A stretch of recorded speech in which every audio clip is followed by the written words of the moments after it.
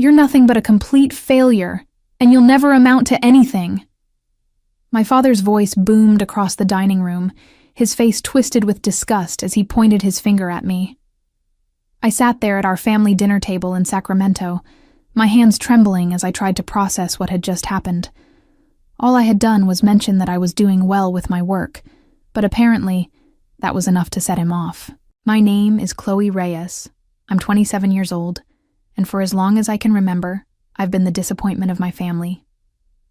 My father, Roberto, owns a small auto repair shop and has always believed that success only comes from traditional paths. My mother, Patricia, usually stays quiet during these confrontations, her eyes downcast as she picks at her food. My older brother, Miguel, 30 years old and working as a bank manager, just smirked from across the table like he was watching his favorite television show. "What work?" my father continued, his voice dripping with sarcasm. "Sitting in your apartment all day on that computer? That's not a real job. You don't even have a college degree. You're 27 years old and you have nothing to show for it." I wanted to defend myself, to tell him about the digital marketing firm I had been building from my one-bedroom apartment, about the clients who trusted me with their businesses, about the revenue I was generating. But every time I tried to speak, he cut me off. "Look at your brother," he said, gesturing toward Miguel. "He has a real career, a real future.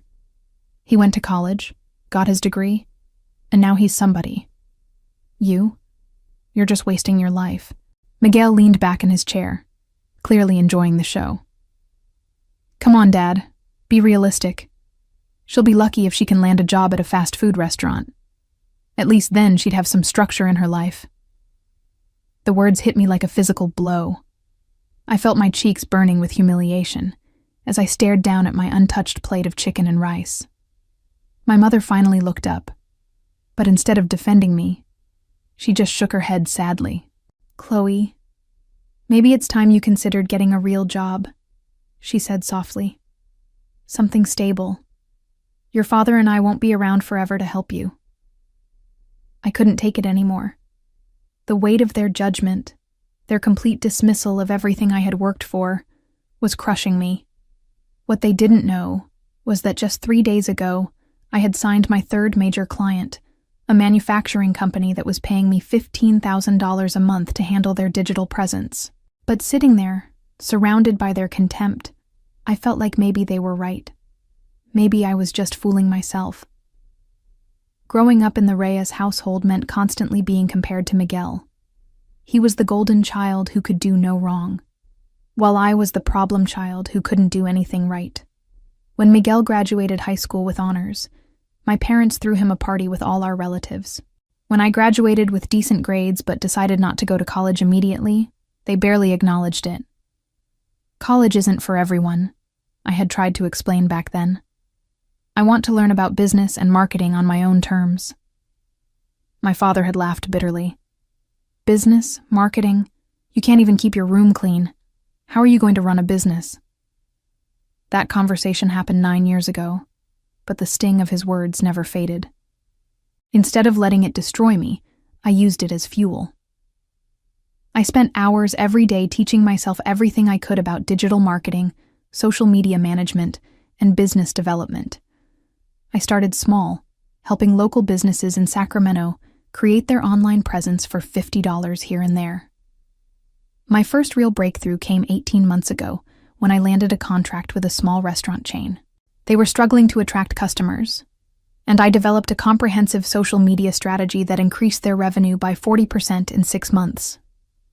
Word spread, and soon I had more clients than I could handle. The irony wasn't lost on me that my family had no idea about my success. Every time I came to family dinners, they still treated me like the same failure who had disappointed them years ago. They never asked about my work, never showed any interest in what I was doing with my life. In their minds, I was still the girl who didn't go to college and therefore had no future. Miguel, meanwhile, loved to brag about his position at the bank, his new car, his plans to buy a house. My parents hung on his every word, praising him for his accomplishments and asking detailed questions about his career. The contrast was painfully obvious. "You should be more like your brother," my mother would say whenever she called me. "He has his life together." What she didn't know was that I had been quietly building something much bigger than Miguel's banking job. My client list now included 3 major companies, and my monthly revenue had reached $38,000. I had been saving aggressively, investing wisely, and building wealth that would make Miguel's salary look like pocket change. But I kept quiet about it all. Part of me wanted to prove them wrong dramatically, to show them exactly how wrong they had been about me. Another part of me was afraid that even if I told them about my success, they would find a way to diminish it or explain it away. Tonight's dinner had been the final straw. As I sat there listening to my father's cruel words and my brother's mocking laughter, I realized I was done trying to win their approval. I was done subjecting myself to their judgment and contempt. The breaking point came when my father stood up from the table, his face red with anger and frustration. "I'm sick of this conversation," he said, pointing at me again. "You're 27 years old, Chloe. 27. And what do you have to show for it? Nothing. Absolutely nothing." "Roberto, please sit down," my mother said weakly, but he ignored her. "No, Patricia. Someone needs to tell her the truth. Look at her, sitting there with that stubborn look on her face. She thinks she knows better than everyone else, but she's just deluding herself." Miguel chimed in with a cruel smile. "Dad's right, Chloe. You're living in a fantasy world. Whatever you think you're doing on that computer, it's not a real career. You need to face reality." My father nodded vigorously. "Exactly. And if you can't face reality, then maybe you shouldn't be here anymore. Maybe it's time you figure out how to survive on your own without running back to us every time things get tough." "I don't run back to you," I said quietly, finally finding my voice. "Don't you?" he shot back. "Who helped you with your rent last year when you were struggling?" I wanted to tell him that I had only asked for help once, and that was before my business really took off. I wanted to explain that I hadn't needed their financial help in over a year, that I was actually doing better than any of them realized. But I could see in his eyes that he wasn't interested in hearing anything I had to say. "You know what?" he continued, his voice getting louder. "I'm done enabling this behavior.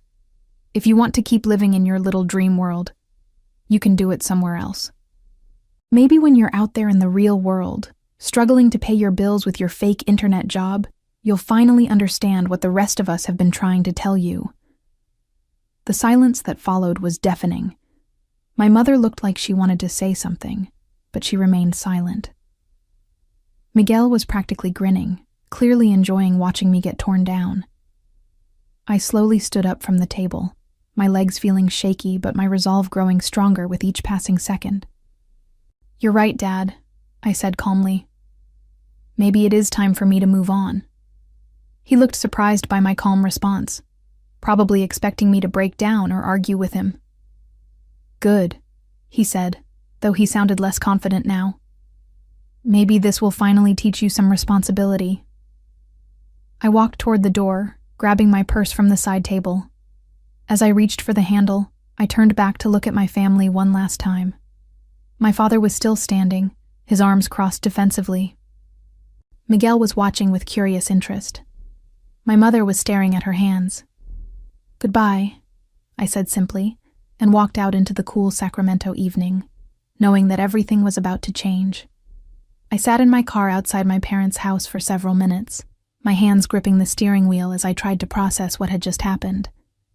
The words my father had spoken kept echoing in my mind. "You'll never amount to anything."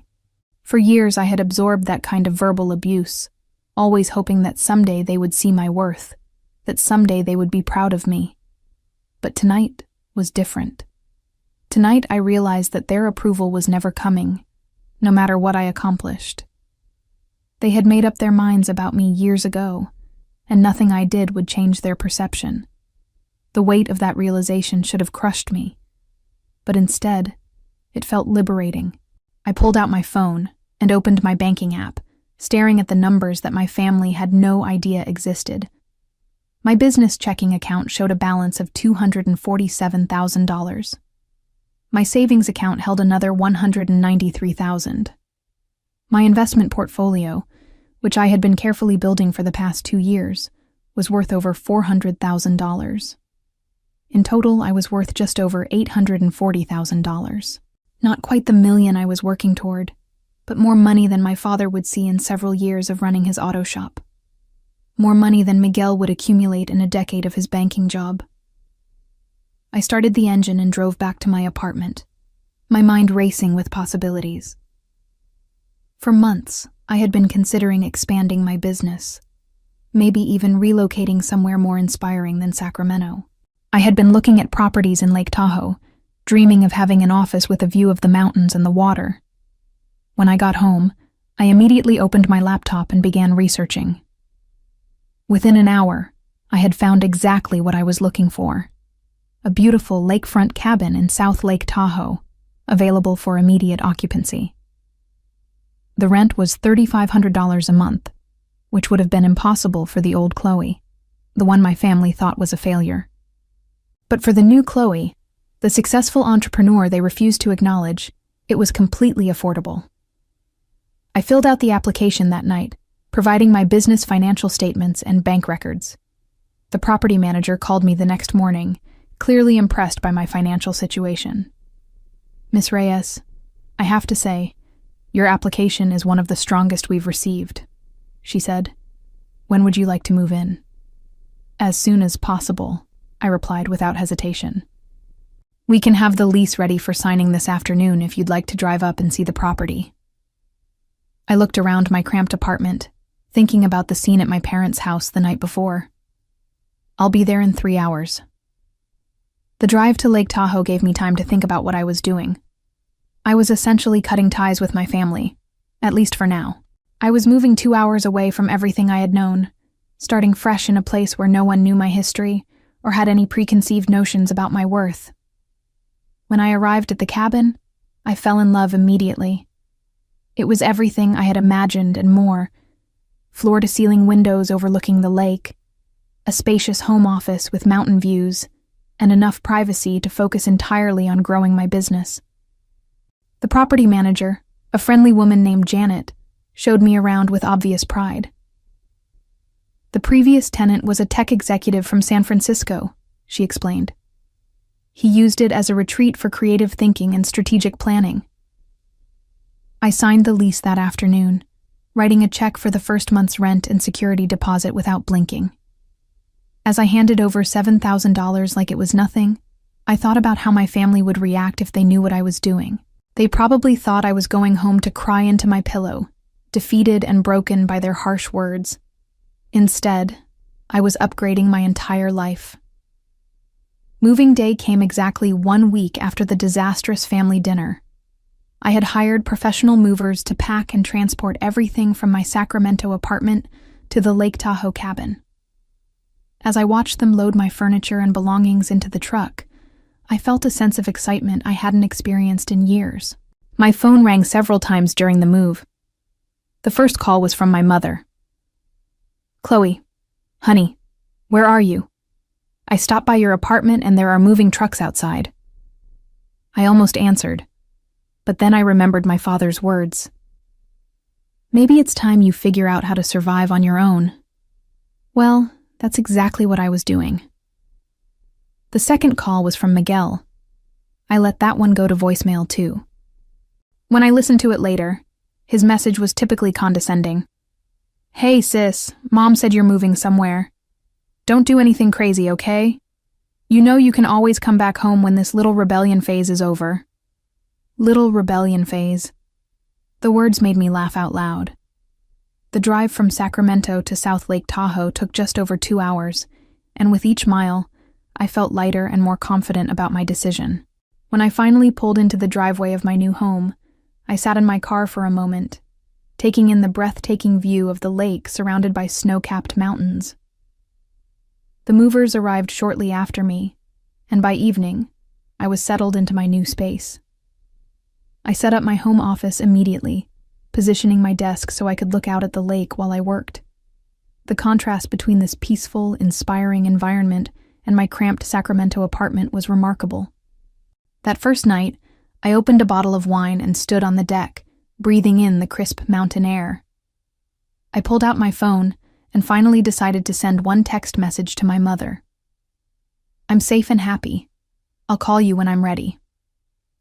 I turned off my phone after that and spent the evening planning the next phase of my business expansion.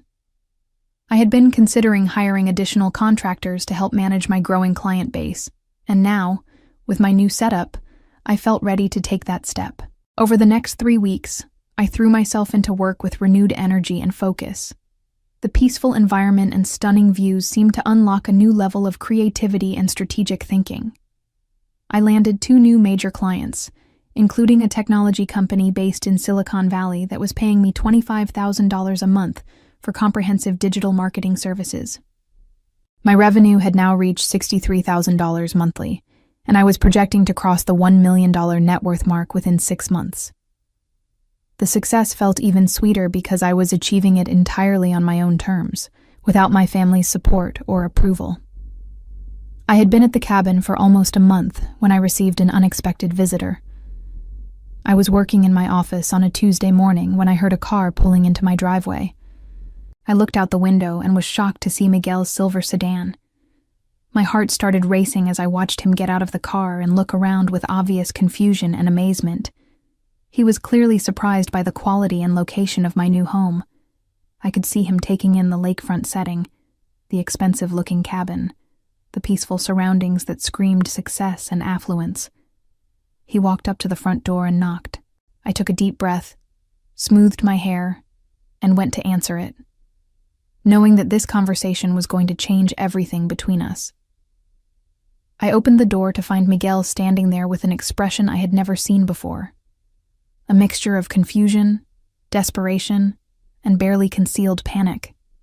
His usually pristine appearance was disheveled, his shirt wrinkled and his hair unkempt. The confident, smirking brother who had mocked me at dinner just a month ago was gone, replaced by someone who looked like he hadn't slept in days.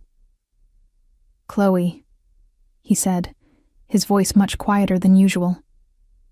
I need to talk to you." I gestured for him to come inside, curious about what could have brought him all the way to Lake Tahoe. As he stepped into the cabin, I watched his eyes widen as he took in the spacious, beautifully furnished interior, the high-end appliances, and the spectacular lake view through the floor-to-ceiling windows. "This place is," he started, then stopped, clearly struggling to process what he was seeing. "How can you afford this?" "Would you like some coffee?" I asked, deliberately avoiding his question. I wanted to hear what he had to say before I revealed anything about my situation. We sat in the living room, and I could see Miguel trying to reconcile the luxury of my surroundings with his mental image of me as a failure. He kept looking around nervously, as if he expected someone else to appear and explain how his unsuccessful sister had ended up in a place like this. "Chloe, I'm in trouble," he finally said, his voice barely above a whisper. "Big trouble." I waited for him to continue, sipping my coffee and maintaining a neutral expression. "I got laid off," he said, the words coming out in a rush. 3 weeks ago. The bank is downsizing, and they eliminated my entire department. I thought I was safe because of my performance reviews, but apparently that didn't matter. I felt a flicker of sympathy for him, despite everything he had put me through over the years. "I'm sorry to hear that, Miguel. That must be really difficult." "It gets worse," he continued, his hands shaking slightly as he held his coffee cup. "I had been living beyond my means for months, thinking my job was secure. I bought the new car, put a down payment on a house, took out loans to furnish it. I thought I could handle the payments easily with my salary." He paused, looking out at the lake as if gathering courage to continue. "Now I'm facing bankruptcy, Chloe. The house payment, the car payment, the credit cards. I can't cover any of it without my job. I've been applying everywhere, but nobody's hiring right now. At least not at the salary level I need." I nodded, beginning to understand why he had driven 2 hours to find me. I was hoping, he said, then stopped and started again. I know things haven't been great between us, and I know I haven't always been the most supportive brother. But I was wondering if maybe you could help me out. Just temporarily, until I get back on my feet. The irony of the moment wasn't lost on me. Just a month ago, this same man had been laughing at me, calling me a failure, suggesting I'd be lucky to work at a fast food restaurant. Now he was sitting in my beautiful lakefront home, asking me for financial help. What kind of help are you looking for? I asked calmly. I need about $8,000 to cover my immediate expenses and buy me some time to find a new job, he said, his voice getting smaller with each word. I know it's a lot to ask, and I wouldn't be here if I had any other options. I took another sip of my coffee, letting the silence stretch between us as I considered my response. I set down my coffee cup and looked directly at Miguel, watching as he shifted uncomfortably in his chair. The desperation in his eyes was palpable, and I could see him trying to calculate what my response might be. For just a moment, I felt a trace of the old Chloe, the one who would have scrambled to help family no matter how they had treated me. But that Chloe was gone. Miguel, I said slowly, I have to ask you something, and I want you to be completely honest with me. He nodded eagerly, clearly hoping this was leading toward me agreeing to help him. When you were sitting at that dinner table a month ago, watching Dad tear me apart, what were you thinking? His face flushed slightly, and he looked down at his hands. Chloe, No, I interrupted. Don't give me excuses or try to minimize it. I want to know what was actually going through your mind when you laughed at me and told Dad I'd be lucky to get a job at a fast food restaurant. The silence stretched between us as Miguel struggled to find words. Finally, he looked up at me with something that might have been remorse. I thought you were wasting your life, he admitted. I thought you needed a wake-up call. A wake-up call, I repeated slowly. And now you're here, in my lakefront cabin that costs more per month than you were making at the bank, asking me for money because you're facing bankruptcy. I stood up and walked to the window, looking out at the pristine lake that had become my daily view. Behind me, I could hear Miguel's sharp intake of breath as the full implications of what I had just said sank in. Chloe, he said, his voice barely audible. What exactly do you do for work? I turned back to face him, and for the first time in my life, I had the upper hand with my older brother. I run a digital marketing firm, I said simply. I have 7 major clients, and my monthly revenue is currently $63,000. The color drained from Miguel's face as he processed what I had just told him. I watched him do the mental math, realizing that I was making more in a single month than he had been earning in an entire year at his banking job. $63,000 a month, he stammered. Yes, and before you ask, that's gross revenue, but my profit margins are quite good since I keep my overhead low. I've been building this business for 3 years, and I'm currently worth just over $840,000. Miguel's mouth fell open, and he looked around the cabin again with new understanding. This wasn't some lucky break or temporary situation.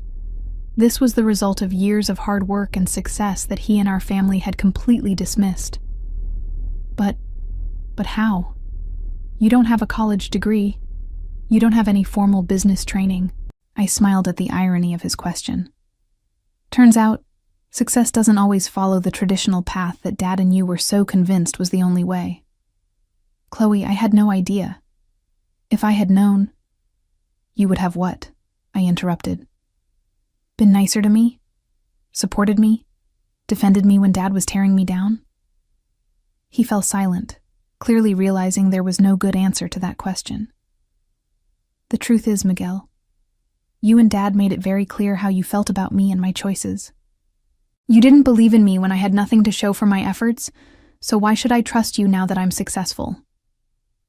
I walked back to my chair and sat down, maintaining eye contact with him. You came here asking for $8,000, I continued. That represents less than 36 hours of revenue for my business. Financially, helping you would be trivial for me. Miguel's eyes lit up with hope, but I wasn't finished. However, I have a very strict policy about who I choose to help. Years had passed since my family dinner breakdown, and the sting of their dismissal still burned fresh.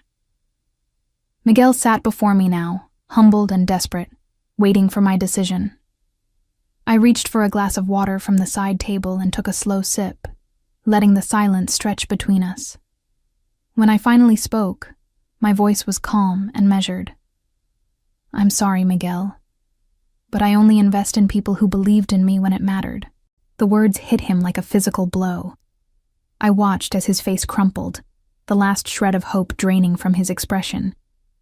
He opened his mouth as if to argue or plead, but no words came out. I think you should leave now, I said gently but firmly. Miguel stood up slowly, his movements mechanical and defeated. He looked around the cabin one more time, taking in the success he had mocked just weeks earlier. When he reached the door, he turned back to me. Chloe, please, I'm your brother. Yes, I replied. You are. And as my brother, you had countless opportunities to support me, to believe in me, to defend me when Dad was tearing me down. You chose not to. Now you have to live with the consequences of that choice. He left without another word, and I watched through the window as he got into his car and drove away, disappearing down the winding mountain road. I poured myself a fresh cup of coffee and stepped out onto the deck, breathing in the crisp mountain air. The lake stretched out before me, peaceful and serene, reflecting the afternoon sun like a mirror. As I stood there, I thought about how far I had come from that humiliating family dinner just a month ago. I had built something remarkable entirely on my own terms, without their support or approval. Their rejection had hurt deeply, but it had also freed me to pursue my own path without the burden of their expectations or judgment. In the months that followed, the consequences of my family's cruelty became increasingly apparent. Miguel never found another banking position that matched his previous salary, and within 6 months, he had lost both his house and his car to repossession. He was forced to move back in with our parents, his pride shattered, and his financial future uncertain. Our father's auto shop began struggling as well, partly due to increased competition, and partly because of poor financial decisions he had made while believing his son's banking career made him a financial expert. The pension fund he had invested in collapsed due to mismanagement, wiping out most of his retirement savings. The family that had once dismissed me as worthless now found themselves facing the very financial instability they had predicted would be my fate. As for me, I continued to build my business from my beautiful lakefront home, surrounded by the peace and inspiration of the mountains and lake.